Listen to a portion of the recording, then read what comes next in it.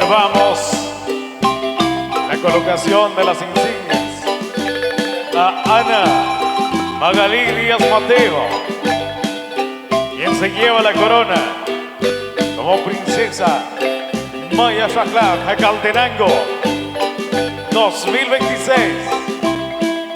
Jacaltenango está de feria. Jacaltenango está de fiesta, señoras y señores.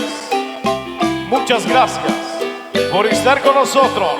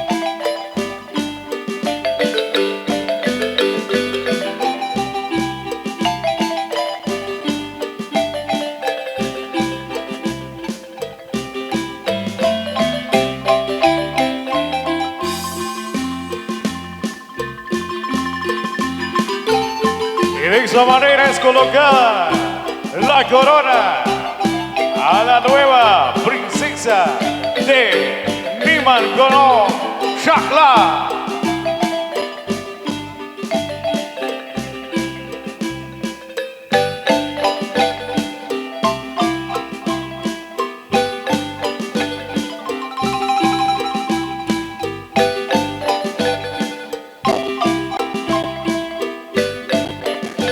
¡Fuertes los aplausos! Ahí está entonces la presentación oficial de nuestra nueva Skulltune Congo Shahla, nuestra nueva princesa Maya Shahla.